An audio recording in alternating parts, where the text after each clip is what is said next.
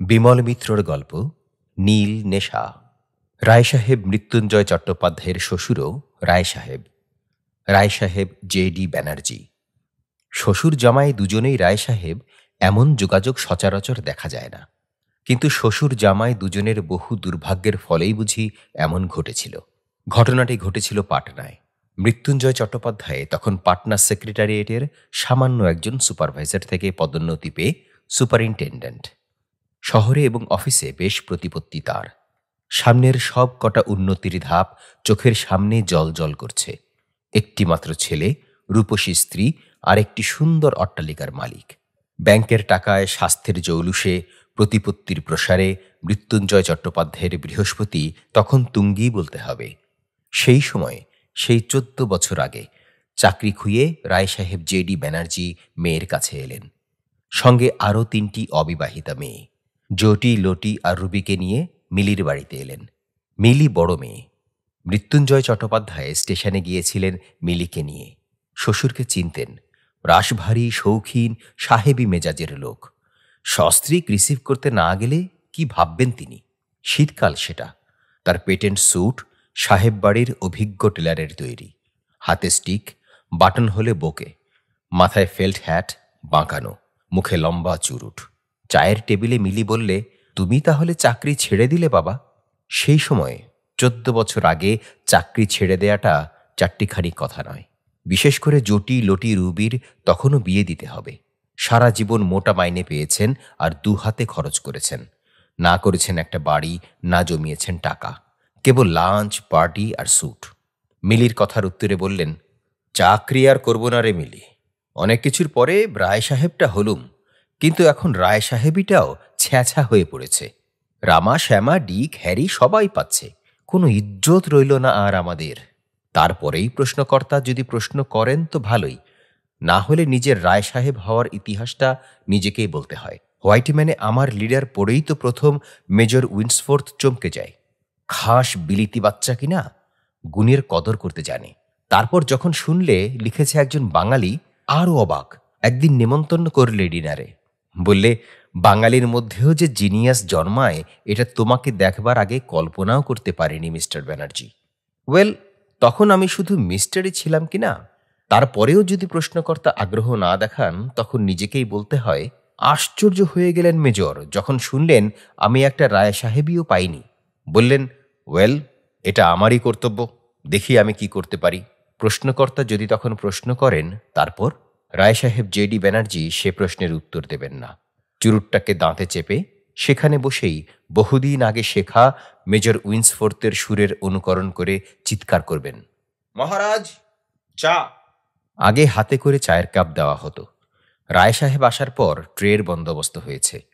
বিকেলবেলা একটা পর্ব আছে রায় সাহেবের। সামান্য পর্ব নয়, ঝাড়া ঘণ্টা খানেক লাগে।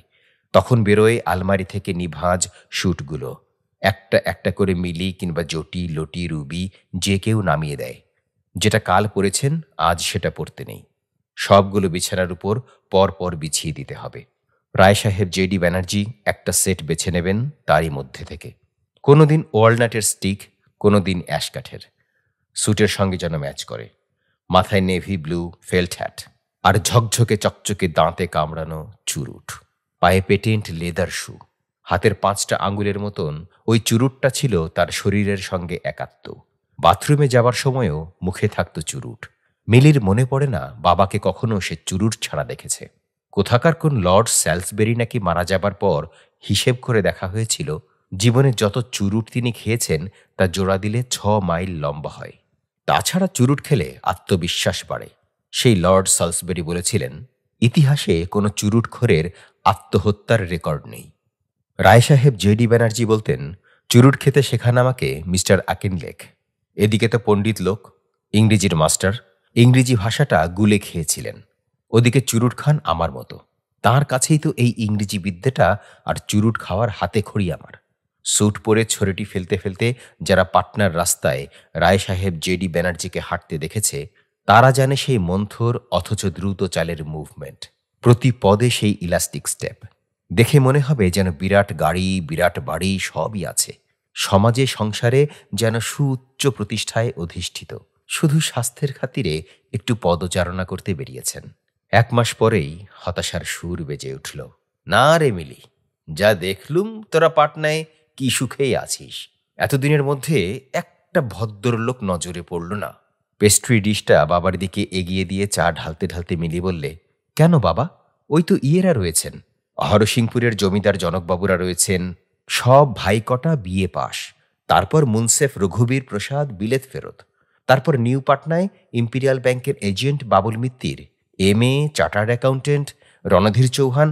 আরে ছি ছি, ওদের তুই বলিস ভদ্রলোক? চায়ের কাপটা ঠোঁটে তুলতে গিয়ে একটা শ্রাগ করলেন রায় সাহেব JD ব্যানার্জি। কেউ ইংরেজির জানে না, হোয়াইট ম্যান পড়ে না, আবার পলিটিক্স নিয়ে তর্ক করতে আসে। ইংরেজি জানা লোক গোটা ভারতবর্ষেই তো আছে মাত্র 2.5টে। একটা তোদের গান্ধী, একটা টেগোর, আর আধখানা যে কে তা আর বলা হলো না। হঠাৎ যেন স্বগতোক্তির সুরেই রায় সাহেব বললেন, ইংরেজিটা কি অত সহজ রে? তাই যদি হতো, এই দেখ না, আজকের হোয়াটসম্যানই তো 4টে ইংরেজির ভুল ধরেছি। ইংরেজি ভাষাটাই জানতেন রায় সাহেব JD ব্যানার্জি। তিনি নিজেই একদিন বলেছেন কেমন করে শিখলেন বিদ্যেটা। ওটা বড় অদ্ভুত ভাষা নাকি। ভাবতে হয়, পড়তে হয়, লিখতে হয়, স্বপ্ন দেখতে হয়, অনেকের আবার তাতেও হয় না। ওটা অনেকটা কবি হওয়ার মতো। সবাই কি চেষ্টা করলে কবি হতে পারে? তেমনি সবাই চেষ্টা করলেও ইংরেজি শিখতে পারে না। ওটা একটা ভগবান দত্ত ক্ষমতা। না হলে তো রামা, শ্যামা, টম, ডিক, হ্যারি সবাই শিখে ফেলে বসে থাকতো। ইংরেজিটা কি অত সহজ রে? কথাগুলো অনেকটা ধমকের মতো। না জেনে মিলি তার বাবাকে অন্য সকলের সঙ্গে সমান পর্যায়ে নামিয়ে ফেলেছে। কিন্তু বড় শিশুর মতো সরল মন রায় সাহেব JD ব্যানার্জির। কিছু মনে রাখেন না। মনে হয় প্রায়শ্চিত্ত স্বরূপ পরের দিন মিলি নিজে বাজারে গিয়ে বাবার পছন্দ করা চুরুট আর 1 বাক্স আনিয়ে দিলে। কিন্তু হোয়াইট ম্যানের 20 বছরের চাকরিটা যাওয়ার পেছনেও একটা ইতিহাস আছে। যার ধ্যান জ্ঞান স্বপ্নই হলো ইংরেজি। ইংরেজির ভুল তিনি সইবেন কেমন করে? ভুল দেখলে সইতে পারতেন না। তা সে স্বয়ং এডিটরেরই হোক আর নিজেরই হোক। একবার নিজেরই একটা ভুল ধরা পড়ল। উফ, সে কি আত্মগ্লানি! ছাপার অক্ষরেও বেরিয়ে গেল সেটা। সাধারণ পাঠকেরা কেউই ধরতে পারলে না বটে, এডিটরও পারেনি। কিন্তু যেটা ভুল সেটা তো ভুলই। কেউ ধরতে পারুক আর না পারুক, নিজেকে তিনি ক্ষমা করবেন কিভাবে? নিজের কাছে কি কৈফিয়ত দেবেন তিনি? গল্প হচ্ছিল ডিনার খেতে খেতে। জটি, লটি, রুবি আর মিলি। আর ওদিকে মৃত্যুঞ্জয় চট্টোপাধ্যায়, পাটনা সেক্রেটারিয়েটের সুপারিনটেন্ডেন্ট। মৃত্যুঞ্জয় চট্টোপাধ্যায় বললেন, তারপর? মিলিও চচ্চড়ির ডাঁটা চিবানো থামিয়ে বললে, তারপর কি করলে বাবা? সুপের চামচটা মুখ থেকে নামিয়ে ন্যাপকিন দিয়ে 2টো ঠোঁট মুছে নিলেন। তারপর আধ খাওয়া চুরুটটা মুখে দিয়ে আবার ধোঁয়া ছাড়লেন লম্বা করে। বললেন, ঠিক করলাম আত্মহত্যা করব। আত্মহত্যাই আমার একমাত্র প্রায়শ্চিত্ত। বোঝো, আমরা সে যুগে কতখানি জীবন দিয়ে ভালোবাসতুম ইংরেজি ভাষাকে। যাগ্গে, কিন্তু শেষ পর্যন্ত আত্মহত্যা করা হলো না। চমকে উঠেছে মিলি। কিন্তু মৃত্যুঞ্জয় চট্টোপাধ্যায় নিজের মনেই নিঃশব্দে খেতে লাগলেন। ছোট মেয়ে রুবি আর চাপতে পারলে না কৌতূহল। বললে, কেন বাবা, ধরা পড়ে গেলে বুঝি? চুরুটটা টানতে টানতে থেমে ধোঁয়া ছেড়ে বললেন, এই চুরুটি আমায় বাঁচিয়ে দিল শেষ পর্যন্ত। লর্ড সলসবেরির কথাটা মনে পড়ল। কোনো চুরুটখোর আত্মহত্যা করেছে, ইতিহাসে এমন ঘটনা তো পাওয়া যায় না। রায় সাহেব JD ব্যানার্জি 1 স্লাইস রুটি ছুরি দিয়ে কাটতে লাগলেন। তারপর এলো ডানকান সাহেব, স্কচের বাচ্চা, জাঁদরের লোক, কিন্তু ইংরেজি ভুল। ধরলাম একদিন, অতি সাধারণ ভুল। সাহেবের হাতে অমন ভুল বড় একটা দেখা যায় না। তর্ক হলো। এডিটর বললে ঠিক, অ্যাসিস্ট্যান্ট বললে ভুল। রায় সাহেব রুটি কামড়ালেন। তারপর বাঁ হাতের কাঁটা দিয়ে মাংস তুলে মুখে পুড়লেন। দিলাম চাকরি ছেড়ে। মৃত্যুঞ্জয় চট্টোপাধ্যায় তখনও রায় সাহেব হননি। বললেন, এই সামান্য কারণে চাকরি ছেড়ে দিলেন আপনি? একে তুমি সামান্য বলছো মৃত্যুঞ্জয়? যেটা সত্যি কথা সেটা ডানকান সাহেব জানুক, আর কারোর জানবার দরকার নেই। সেই সামান্য কারণে রায় সাহেব JD ব্যানার্জি 700 টাকার চাকরি ছেড়ে, কলকাতা ছেড়ে, জটি, লটি আর রুবিকে নিয়ে এখানে চলে এলেন মিলির বাড়িতে। নাই বা থাকলো টাকা, 700 টাকা মাইনের চাকরি। মিলি আছে, মৃত্যুঞ্জয় চট্টোপাধ্যায় পাটনা সেক্রেটারিয়েটের সুপারিনটেন্ডেন্ট আছে। জটি, লটি, রুবির বিয়ে মিলিয়ে দেবে। আর ডিনার, কেক, পেস্ট্রি, চুরুট, চা, স্যুটের খরচ মিলিয়ে দেবে।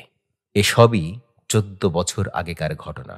সেই সকালবেলা ঘুম থেকে উঠে বিছানায় আধ শোয়া অবস্থায় বাসি মুখে বেডটি খাওয়া, তারপর ড্রেসিং গাউনটা গায়ে চড়িয়ে চুরুট ধরানো, ওয়াটেনট থেকে হোয়াইটম্যান নিয়ে পড়া, পায়ে জামা পরা পা দুটো ওয়াটেনটের গায়ে লাগিয়ে দেওয়া আর কাগজ পড়া, পুঙ্খানুপুঙ্খ বিশ্লেষণ করে পড়া, হাতের ফাউন্টেন পেন দিয়ে মার্জিনে দাগ দেওয়া, কোথাও ছাপার ভুল থাকলে তা দাগিয়ে দেওয়া, এই কাজেই লাগে 2 ঘন্টা। এ সময় রায় সাহেবকে পৃথিবী ভুলে যেতে হয়। এই 2 ঘন্টা তিনি অখণ্ড মনোযোগ দিয়ে ছোট ছোট অক্ষরের সমুদ্রে ডুবে যান। তারপর পড়া, ভাবা, দাগ দেওয়া যখন শেষ হয়, তখন লেটার প্যাড নিয়ে লিখবার টেবিলে গিয়ে বসেন। চিঠি লিখতে বসেন। লম্বা শুদ্ধ ইংরেজি চিঠি হোয়াইটম্যানের সম্পাদকের নামে। 20 বছর ধরে হোয়াইটম্যানের চাকরি করে এসেছেন, লেখার প্রুফ দেখেছেন, এ কাজে তিনি অভ্যস্ত, সিদ্ধহস্ত বলা চলে। সেই অভিজ্ঞ কলম নিয়ে লিখে চলেন। চিঠির আকারে জানিয়ে দেন সম্পাদককে কোথায় সেদিনকার কাগজের সম্পাদকীয়তে ছাপার ভুল, নয়তো ইংরেজির ত্রুটি। বিস্তারিত সমস্ত আলোচনা, মতবাদ নিয়ে, কাগজের পৃষ্ঠা সংখ্যা নিয়ে, বিজ্ঞাপন নিয়ে, কাগজের প্রচার নিয়ে, কাগজের একজন শুভাকাঙ্ক্ষীর মতো ডাক খরচা দিয়ে দিয়ে 14 বছর ধরে দিনের পর দিন এমনই সমালোচনা, মৌখিক নয়, লিখিত। এ যেমন বিস্ময়কর তেমনই কৌতুকজনক। তারপর সেই চিঠি ডাকে দিয়ে আসা। যে সে গেলে চলবে না। মহারাজকে নিজের রান্না ফেলে চিঠি ফেলে দিয়ে আসতে হবে। একমাত্র বিশ্বাসী লোক সেই। চিৎকার করে ডাকবেন, মহারাজ! রায় সাহেবের মেজাজি গলার আওয়াজে সমস্ত বাড়ির ঘরগুলো গম গম করে ওঠে। মৃত্যুঞ্জয় চট্টোপাধ্যায় তখন অফিসে যাবেন। ঠাকুর চাকুর সবাই ব্যস্ত। মিলিও ব্যস্ত স্বামীর তদারকে। হাতের কাছে গুছিয়ে দিতে হবে জামা, কাপড়, গেঞ্জি, রুমাল, চাবি, সমস্ত। সেই ব্যস্ত অবস্থায় মৃত্যুঞ্জয় চট্টোপাধ্যায় ডাকলেন, মহারাজ! মিলি বললে, মহারাজ নেই। কোথায় যাই অফিসে যাবার সময়? মিলি বলে, বাবা পাঠিয়েছেন ডাকের চিঠি ফেলতে। রায় সাহেব জেডি ব্যানার্জি নিজে পাঠিয়েছেন, সুতরাং মহারাজের কোনো দোষ নেই। কিন্তু এখন তিনি অফিসে যাচ্ছেন। তিনি এ বাড়ির মনিব। তিনি অফিসে চলে যাবার পরই চিঠি ফেলতে পাঠালে ভালো হতো। কিছু বললেন না মৃত্যুঞ্জয় চট্টোপাধ্যায়, কিন্তু যেন কেমন বিরক্ত হলেন। অন্তত স্বামীর মুখ দেখে মিলির তাই মনে হলো। আর একদিনের ঘটনা। রায় সাহেব জেডি ব্যানার্জি ড্রেসিং গাউন পরে বারান্দায় পায়চারি করছিলেন চুরুট মুখে, যেমন সচরাচর করে থাকেন। একটা চাকর এধার থেকে ওধারে যাচ্ছিল ঘর ঝাড় দিতে। ডাকলেন তাকে, এই শোন! চাকরটা সামনে এলো বেকুবের মতো। বললেন, গায়ে জামা দিস না কেন? মিলিকে ডেকে আনলেন। বললেন, তোদের এ কি সিস্টেম? চাকর বাকর উর্দি না পড়ুক খালি গায়ে থাকে কেন? একটা গেঞ্জি জোটে না? সেই সময় একদিন 1 জানুয়ারি তারিখের খবর বেরোলো মৃত্যুঞ্জয় চট্টোপাধ্যায় রায় সাহেব হয়েছেন। শ্বশুর রায় সাহেবই ছিলেন, এবার জামাইও রায় সাহেব হলেন। বাড়ির গেটে আর একটা ট্যাবলেট ঝোলাবার কথা, কিন্তু কেন জানি না মৃত্যুঞ্জয় চট্টোপাধ্যায় রাজি হলেন না। সেদিন সকালেও রায় সাহেব জেডি ব্যানার্জি কাগজের উপাধির তালিকাটা পুঙ্খানুপুঙ্খভাবে পড়লেন। দেখলেন কার কার প্রমোশন হলো, নতুন কে কে জাতে উঠল। খাবার টেবিলে বসে বললেন, এ কিরকম হলো মৃত্যুঞ্জয়? আমার সময় মনে আছে টেলিগ্রাম এসেছিল 150, আর চিঠি বোধহয় 100-3। কয়েকটা কাগজে ফটো বেরিয়েছিল। চাকরিটা রেগে ছেড়ে না দিলে রায় বাহাদুরও হয়ে যেতাম। কিন্তু তোমার বেলায় এ কিরকম হলো মৃত্যুঞ্জয়? আজকালকার লোক গুণের কদর করতে কি ভুলে যাচ্ছে? মিলিকে বললেন, তোকে বলেছিলাম মিলি, তোদের এখানে একটা ভদ্রলোক নেই। দেখলি তো, মৃত্যুঞ্জয়কে একটা পার্টি পর্যন্ত কেউ দিলে না। আমার মনে আছে মেজর উইন্সফোর্থ। এসবই 14 বছর আগেকার ঘটনা। তারপর 14 বছরের প্রাত্যহিকতায় দৃশ্যপটের কতই না পরিবর্তন হয়ে গেল। মৃত্যুঞ্জয় চট্টোপাধ্যায় বরাবর কম কথার মানুষ ছিলেন। কথা কওয়া আরও কমিয়ে দিয়েছেন। শ্বশুর জামাই বাড়িতে বেড়াতে এসেই থাকে, কিন্তু এমন বরাবরের মতো বেয়াক্কেলে হয়ে যে থেকে যাবেন, এ কথা কে জানত? একে একে জটি লটি এবং শেষ পর্যন্ত রুবির বিয়েটাও দিলেন জামাই। প্রত্যেক বিয়েতেই মোটা রকমের খরচ করতে হলো, নইলে পাটনার সমাজে মান থাকে না। সকলেরই বিয়ে দিলেন জাঁকজমক করে। আর তাছাড়া টাকা খরচের প্রশ্নটাই তো বড় নয়, মেহনত কি কম? রায় সাহেব মৃত্যুঞ্জয় চট্টোপাধ্যায়ের কিছু দেনা করতে হলো। মিলির গায়ের গয়না কিছু ভাঙতে হলো। টাউনের বাইরে কিছু খোলা জমি কেনা ছিল মিলির নামে, সেটা সস্তা দরে ছেড়ে দিতে হলো। উপরি উপরি 3টি মেয়ের বিয়ে দেওয়া সামান্য কথা নয়। তবু রায় সাহেব মৃত্যুঞ্জয় চট্টোপাধ্যায় সেই অসাধ্যই সাধন করলেন। একটি মাত্র ছেলে, ছোটবেলা থেকে দেরাদুনে পড়ত। সিনিয়র কেমব্রিজ পাশ করার পর কলেজে পড়ছে সেখানে। সুতরাং খরচ পাঠানোও বেড়েছে। এত কাণ্ড ঘটছে, এত দৃশ্যপট বদলাচ্ছে, কিন্তু রায় সাহেব জেডি ব্যানার্জি তার সেই উঁচু চূড়ো থেকে এক চুল নড়েননি। সংসারের দৈনন্দিন সচ্ছলতা অসচ্ছলতার কথা যেন তার জানবার কথা নয়। তিনি যে একজন ব্যয়বহুল গলগ্রহ, সে কথা ভাববার বা বোঝবার তার অবসরই নেই। জামাইকে মেয়ে দিয়েছেন বলে শ্বশুরকে ভরণ পোষণ করাটাও যেন জামাইয়েরই অন্যতম কর্তব্য। আর তাছাড়া তিনি তো এ সংসারের একজন গর্বের ও গৌরবের পাত্র। রায় সাহেব জেডি ব্যানার্জি তিনি। চাল চলনে বলনে নামধাম পরিচয়ে যে কোনো জামাই গৌরবান্বিত বোধ করবে। নিয়ে আসুক না মৃত্যুঞ্জয় 10টা নাইট, 20টা রায় বাহাদুরকে এ বাড়িতে। দেখাই যাক না তারা মোহিত বিগলিত হয় কিনা রায় সাহেব জেডি ব্যানার্জির আদব কায়দায়, কেতাদুরস্ত ব্যবহারে, ঈর্ষান্বিত হয় কিনা মৃত্যুঞ্জয়ের শ্বশুর সৌভাগ্যে। বিলেতে তিনি যাননি সত্যি, কিন্তু অন্তত 200 লোক তো তার কাছে বিলেতে যাবার আগে আদব কায়দা শিখে নিতে এসেছে। কাঁটা চামচ থেকে শুরু করে ডিনার, ড্রয়িং রুম, বাথ, বউ, স্যুট, হাই সোসাইটির সমস্ত রকম খুঁটিনাটি। তা সেদিন চা মুখে দিয়েই কাপ নামিয়ে নিলেন রায় সাহেব। মিলি, ছি ছি, তোদের টেস্ট দিনকে দিন কি যে হচ্ছে। মিলি কিছু উত্তর করলে না। মিলি ভালো করেই জানে এ চা বাবা মুখে তুলবেন না। তবু চুপ করে রইল সে। একটু কম দাম, একটু ফ্লেভার কম, কিন্তু সব দিক ভেবেই তো চলা উচিত। উনি বলেছেন, এত দামি চা কি না হলেই চলে না? তোমার বাবাকে তো আর পয়সা আয় করতে হয় না, যাকে করতে হয় সে বোঝে। কথাগুলো তো একেবারে মিথ্যেও নয়। মিলি দেখলে বাবা চা ছুলেন না। বললেন, এ নিশ্চয়ই মহারাজের ভুল হয়েছে রে, কিংবা ওকে ঠকিয়ে দিয়েছে। তুই একটা স্লিপ লিখে পাঠা এখুনি। পাঠা তুই, প্রমাণ হয়ে যাক। পয়সা দিয়ে কেন খারাপ জিনিস খাবো বল? বাবাকে চিনত মিলি। শেষ পর্যন্ত লিখতে হলো স্লিপ। স্লিপ লিখে মহারাজের হাতে দিতে যাচ্ছিল। রায় সাহেব জেডি ব্যানার্জি বললেন, আর ওই সঙ্গে আমার সেই চুরুটের কথাটা লিখে দে না। এ মাসে হঠাৎ ওই খারাপ চুরুটটা যে কেন আনালি, জানিস তো আমি 40 বছর ধরে ওই এক ব্র্যান্ড খেয়ে আসছি। শেষ পর্যন্ত মহারাজকে দিয়ে ভালো চা আর চুরুটের ফরমাশ দিতেই হলো। কিন্তু বারবার কাল রাত্রের কথা মনে পড়তে লাগলো মিলির। স্বামী শেষ পর্যন্ত অধৈর্য হয়েই বলেছিলেন, তোমার বাবা বিড়ি খেতে পারেন না? যার 1 পয়সার মুরদ নেই, তার আবার অত শখ কেন শুনি? রাত্রে শোবার ঘরের মধ্যে মিলিকে অনেক সহ্য করতে হয় বাবার জন্য। আজকাল রায় সাহেব মৃত্যুঞ্জয় চট্টোপাধ্যায়ের কি যে হয়েছে, বাড়িতে তিনি থাকেন কম। অফিসের আগে আর অফিসের পরে যতক্ষণ তার বাড়িতে থাকবার কথা, সে সময়টা কাটে তার বাগানে। রাত্রে হারিকেন আর টর্চ নিয়ে চলে তার গাছের তদবির তদারক। কোনো বন্ধু এলে দেখা করেন বাগানে। মিলি সারাদিন সংসারের খুঁটিনাটি নিয়ে ব্যস্ত থাকে। আর ওদিকে রায় সাহেব জেডি ব্যানার্জি, যখন রায় সাহেব মৃত্যুঞ্জয় চট্টোপাধ্যায় অফিসে বেরিয়ে যান, তখন নেমে আসেন তিনি উপর থেকে। চিৎকার শোনা যায় দূর থেকে, মহারাজ! অর্থাৎ আর একবার তার চা চাই। সেই তখন থেকে যতক্ষণ না রায় সাহেব মৃত্যুঞ্জয় চট্টোপাধ্যায় অফিস থেকে আসেন, ততক্ষণ ঘণ্টায় ঘণ্টায় তার চা চাই। আর সেই দামি চা। সংসার ভেসে যাক, কারো পেট ভরুক আর না ভরুক, রায় সাহেব জেডি ব্যানার্জির চুরুট চা চাই। তাছাড়া সকালবেলা চাই তার নিজস্ব একখানা হোয়াইটম্যান, লেখবার প্যাড, কলম, কালি আর স্ট্যাম্প। চাই নিজস্ব brand toothpaste, toothbrush, snow, powder আর মাসকাবারি হাত খরচ 20টি টাকা। প্রতি মাসের 1 তারিখে মিলি 2খানা 10 টাকার নোট বাবার হাতে গিয়ে দিয়ে আসে। মিলির সেদিন নজরে পড়ে। বিকেল থেকে বাবার সেদিন শুরু হয় উদ্যোগ, আয়োজন।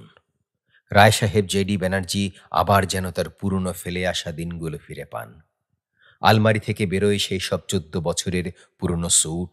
কোনোটা আর শরীরের সঙ্গে এখন ফিট করে না। জুতোর গোড়ালি থেকে প্যান্টটা 2 ইঞ্চি উপরে উঠে পড়েছে। জায়গায় জায়গায় পোকায় এঁফোড় ওফোড় করে দিয়েছে। অ্যাশ কাঠের শৌখিন ছড়িটা বেরোয় ফেল্ট হ্যাট। মাথায় ঈষৎ বেঁকিয়ে বসিয়ে দেন।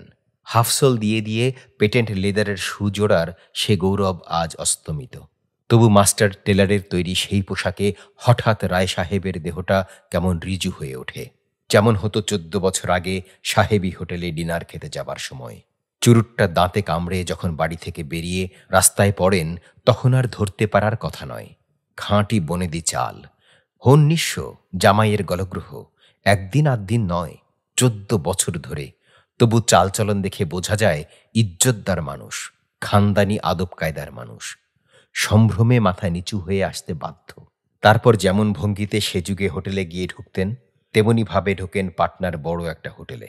কলকাতার হোটেলের কাছে এ হয়তো কিছু নয়, কিন্তু রায় সাহেব জেডি ব্যানার্জি ভুলে যেতে চেষ্টা করেন যে এটা পাটনার হোটেল। তার মানুষচক্ষে ভেসে ওঠে পামগ্রোভ, জাজ ওয়ালস আর স্যুট পরা স্ত্রী পুরুষের ভিড়। একটা চেয়ারে গিয়ে মধ্যিখানে বসেন, সকলের দৃষ্টির সামনে। তারপর যারা সেই অবস্থায় সেখানে ডিনার করতে খেতে দেখেছে তাকে, তারা জানে পাকা বনেদিয়ানা কাকে বলে। তার সেই ন্যাপকিন নেওয়া থেকে শুরু করে নিখুঁত সব মুভমেন্ট লক্ষ্য করবার মতো। অন্তত পাটনার ওই হোটেলে এর আগে আর কাউকে অমনভাবে দেখা যায়নি ডিনার খেতে। কিন্তু মাত্র তো 20টি টাকা। প্রতি মাসের প্রথম সপ্তাহটাই শুধু চলে, আর বাকি সমস্ত মাস আবার বসে থাকতে হয় পরের মাসের পয়লা তারিখটির দিকে চেয়ে। কারণ খাওয়াই কি শুধু, বকশিস দিতেও যে মোটা বেরিয়ে যায়, আর ওটা না দিলে তো খাতিরও থাকে না। একবার মেয়েকে বলেছিলেন, মিলি, আমার শ্যুটগুলো সব তো গেছে, আর অন্তত হাফ ডজন না করালে তো আর চলছে না। তোর কি ভুলো মন, 3 মাস থেকে তো কেবল করাবেই বলছিস। রায় সাহেব মৃত্যুঞ্জয় চট্টোপাধ্যায়ের সেটা ইন্স্যুরেন্সের প্রিমিয়াম দেবার মাস। সে মাসে হয় না, সুতরাং মিলি চুপ করে থাকে।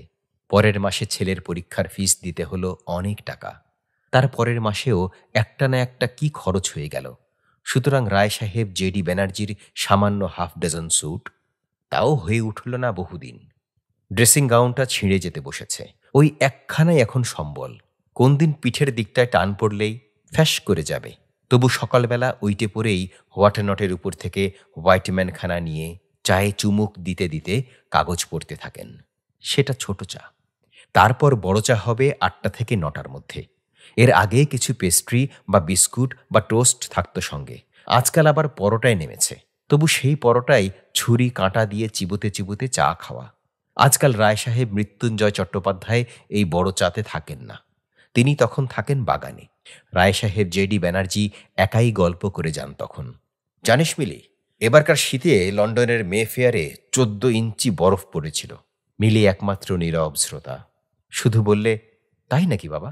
রায় সাহেব জেডি ব্যানার্জি বললেন, এতেই তুই অবাক হচ্ছিস? কিন্তু যেবার বার্লিনে কলের জল জমে বরফ হয়ে গিয়েছিল 1920-তে, 343 জন লোকের নাক যে একেবারে খসে গিয়েছিল। চুরুটের ধোঁয়া ছাড়তে ছাড়তে রায় সাহেব জেডি ব্যানার্জি লন্ডন, বার্লিন আর নিউ ইয়র্কের গল্প করে চলেন। তারপর এক সময় দেখেন মিলি কখন অজান্তে উঠে চলে গেছে। তখন আস্তে আস্তে উঠে উপরে যান। উপরে উঠে গিয়ে লেখবার টেবিলে চিঠি নিয়ে বসেন। চিঠির তাড়া। ম্যানচেস্টার থেকে মিস্টার ক্রাফোর্ড চিঠির জবাব দিয়েছেন। ফ্লিট স্ট্রিট থেকে জবাব এসেছে কোনো এক কাগজের মালিক লর্ড ফেয়ারওয়েদারের।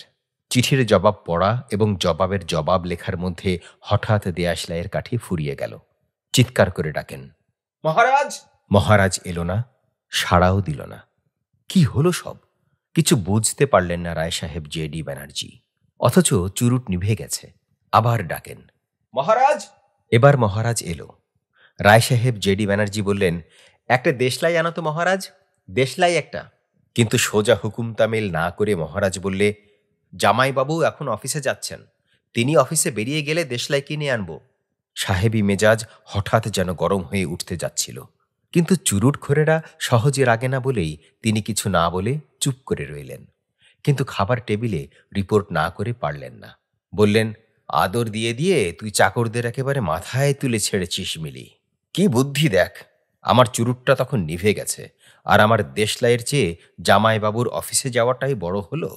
এখন ঠিক এই সময়, এক পয়লা জানুয়ারির সকালবেলায় কাগজ পড়তে পড়তে রায় সাহেব জেডি ব্যানার্জি থমকে গেলেন। রায় সাহেব মৃত্যুঞ্জয় চট্টোপাধ্যায় প্রমোশন পেয়ে রায় বাহাদুর হয়েছেন। সেই অবস্থাতেই নেমে এলেন। সেই ড্রেসিং গাউন, বাঁ হাতে চায়ের কাপ, আঙ্গুলের ফাঁকে চুরুট। মিলি! মিলি! মিলি রান্নাঘরের সামনে দাঁড়িয়েছিল। রায় সাহেব জেডি ব্যানার্জি বললেন, মৃত্যুঞ্জয় কোথায় রে? মৃত্যুঞ্জয় চট্টোপাধ্যায় বাগানে ছিলেন। যথারীতি চা খেয়েই বাগানে গিয়েছেন। রায় সাহেব জেডি ব্যানার্জি হাত বাড়িয়ে দিলেন, কনগ্রাচুলেশনস! ভিড় হয়ে গেল সকাল থেকেই। লোকের যাওয়া আসা। স্যার জীবন প্রসাদ এলেন বুই খাঁকিয়ে। চার্টার্ড অ্যাকাউন্টেন্ট রণধীর চৌহান সাহেব, হরসিংপুরের জমিদার জনকবাবুরা, বিলেত ফেরত মুনসেফ রঘুবীর প্রসাদ, ইম্পিরিয়াল ব্যাংকের ম্যানেজার বাবুল মিত্তির এমএ। দুপুর 12টা নাগাদ 2-3খানা টেলিগ্রামও এসে গেল। তারপর বিকেলবেলা আর এক দফা। চা, হাসি, কথা, নমস্তের ধাক্কা একদিনেই শেষ হলো না। 2-3 দিন ধরেই চলল। ডাকে চিঠি আসতে লাগলো। জটি, লটি, রুবিরা তাদের বরেরা লিখেছে। দেরাদুন থেকে ছেলে লিখেছে। চেতলা থেকে মাসিমারা। দিল্লি থেকে লিখেছে পরেশবাবুর স্ত্রী। ভাগলপুর থেকে মামাবাবু লিখেছেন। বেরেলি থেকে জেঠতুতো ভাই লিখেছে। অনেক অনেক চিঠি। সকলকে উত্তর দিতে দিতে মিলি বিব্রত হয়ে পড়ল। প্রথমে রায় সাহেব জেডি ব্যানার্জি সত্যি খবরটা দেখে প্রীতই হয়েছিলেন, কিন্তু এই বাড়াবাড়ি তার ভালো লাগল না। ডানকান সাহেব তো কথাই দিয়েছিলেন, ওখানে চাকরিতে থাকলে এতদিনে রায় বাহাদুরিটা পেতে অন্তত দেরি হতো না। তা এত বড় রায় বাহাদুরের তালিকা তো আর কখনো বেরোয়নি। এমন বছর বছর গাদা গাদা রায় বাহাদুর যদি বেরোতে থাকে, তাহলে কাকে ছেড়ে কাকে দেখবেন? কিন্তু এতেও বোধহয় বিচলিত হবার মতো কিছু ছিল না। সবই চাপা পড়ে যেত একদিন। কিন্তু শেষ পর্যন্ত সেক্রেটারিয়েটের অফিসাররা একটা বিরাট পার্টি দেবার বন্দোবস্ত করে বসল রায় বাহাদুর মৃত্যুঞ্জয় চট্টোপাধ্যায়কে। হাসি পেল রায় সাহেব জেডি ব্যানার্জির। এমন হাস্যকর ব্যাপার শুধু পাটনা বলেই সম্ভব বুঝি। তা হোক, পৃথিবী কারও হাসি ঠাট্টা, সুখ দুঃখের, ভালো লাগা না লাগার তোয়াক্কা করে না। দিনক্ষণ স্থির হয়ে গেছে। আগামী রবিবার। হাতে আর মাত্র 4 দিন। ছাপানো কার্ড বিলি হলো সকলের নামে। পাটনার রথী মহারথীরা কেউই বাদ পড়লেন না। রায় সাহেব জেডি ব্যানার্জির নামেও আলাদা চিঠি এলো একটা। রবিবার পার্টি, আর শনিবার দুপুর পর্যন্ত কেউ জানত না। শনিবার সন্ধেবেলা বললেন মিলিকে, বললেন, কাল তো আমি থাকতে পারছি না মিলি, আমাকে যে কলকাতায় যেতে হচ্ছে। কেন বাবা, হঠাৎ? মিলির চমকে ওঠবারই তো কথা।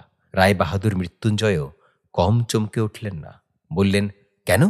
রায় সাহেব জেডি ব্যানার্জি বললেন, তোমার পার্টিতে থাকতে পারবো না মৃত্যুঞ্জয়, কিছু মনে করো না। ডানকান সাহেব জরুরি চিঠি লিখেছে গিয়ে দেখা করবার জন্য। এতদিন পরে বোধহয় ওরা ভুল বুঝতে পেরেছে। তোমাকে কি আবার ওরা চাকরি দেবে নাকি বাবা? মিলি প্রশ্ন করলে। কে জানে, কবে যাবে? কালই সকালে। জরুরি চিঠি লিখেছে, দেরি করা উচিত নয়। তা তো বটেই, রায় বাহাদুর মৃত্যুঞ্জয় চট্টোপাধ্যায় বললেন। গুছিয়ে দিলে মিলি। রাত পোহালেই সকাল। সময় বড় কম। রায় সাহেব জেডি ব্যানার্জি চলে যাবেন পাটনা ছেড়ে। চাকরি পেলে আর ফিরবেন না। আর একটা দিন পরে গেলেই তো ভালো হতো, কিন্তু উপায় নেই। নইলে জামাইয়ের সম্মানে যে পার্টি দেওয়া হচ্ছে, তাতেই কিনা তিনি থাকতে পারবেন না। যত কিছু জিনিসপত্র নিজের বলতে ছিল রায় সাহেব জেডি ব্যানার্জির, বাঁধা ছাদা হলো। মিলি স্লিপ পাঠিয়ে 2 কেস চুরুটো আনালো। সকালবেলা উঠেই মিলি এসেছে বাবার ঘরে। হঠাৎ রায় সাহেব জেডি ব্যানার্জি যেন কেমন অন্যমনস্ক হয়ে গেলেন। 14 বছর আগে যেদিন তিনি এ বাড়িতে এসেছিলেন, সেদিন যেন এমনই করে মিলি কাছে এসেছিল, এমনই করে তার তদারক করত। মিলি এরই মধ্যে 1 ডজন রেডিমেড শার্ট আনিয়েছে, আনিয়েছে 1 ডজন টাই, রুমাল 6টা, 1 টিন বিস্কুট, রাস্তার খাবার। আজই সন্ধ্যাবেলা রায় বাহাদুর মৃত্যুঞ্জয় চট্টোপাধ্যায়ের পার্টি। শহরের সমস্ত গণ্যমান্য লোকের নিমন্তন্ন। কথাটা মনে পড়তেই রায় সাহেব জেডি ব্যানার্জি লম্বা চুরুটের ধোঁয়া ছাড়লেন। মিলি শেষ সময়ে বললে, বাবা, হফতায় হফতায় একটা করে চিঠি বরাবর দিয়ে যেও। তুমি চলে গেলে বাড়িও একেবারে ফাঁকা হয়ে গেল। রায় সাহেব অন্যমনস্ক হয়ে বললেন, দেখ মিলি, জানিস, রায় বাহাদুর আমিও হতুম। সব বন্দোবস্ত ঠিক, এমন সময় ডানকান সাহেব এসে গোলমাল করে দিলে। কি কথার উত্তরে কি কথা শুনে মিলি যেন অবাক হয়ে গেল। বললে, তা হোক গে বাবা, সেই ডানকান সাহেবই তো ডেকেছে। সেই ডানকান সাহেবই তো আবার তোমায় চাকরি দিচ্ছে। লোকটা ভালোই বলতে হবে।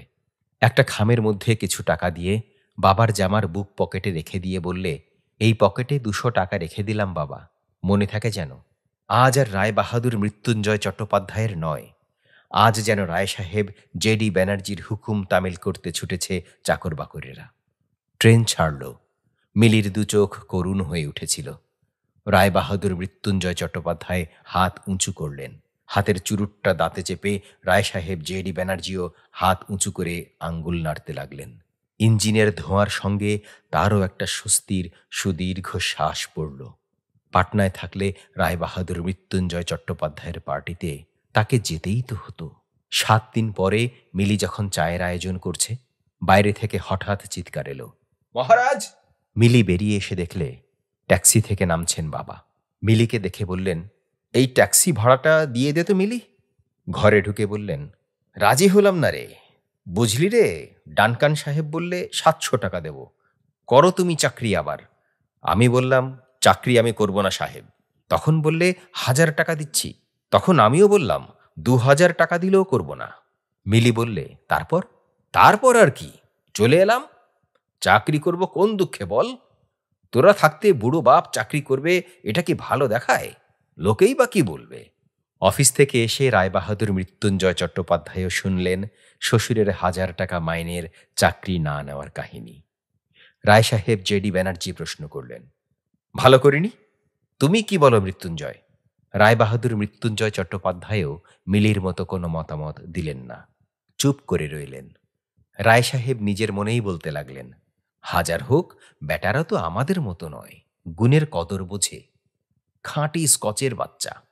বললে, রায় সাহেব, তোমাকে আমি রায় বাহাদুর করিয়ে দেব, তুমি এসো আমার এখানে। তোমার মতো লোক রায় বাহাদুর হয়নি, এটা খুব লজ্জার কথা। কিন্তু কিন্তু হঠাৎ কথা বলতে বলতে রায় সাহেব জেডি ব্যানার্জির নজরে পড়ল, কেউ শুনছে না, না মৃত্যুঞ্জয়, না মিলি। তারা কখন টেবিল থেকে উঠে গেছে তিনি টের পাননি। তিনি একলা। তারপর একলা সিঁড়ি দিয়ে উপরে নিজের ঘরে উঠতে উঠতে হঠাৎ তার মনে হলো, এ বাড়ির সিঁড়িগুলো আজ যেন বড় উঁচু ঠেকছে।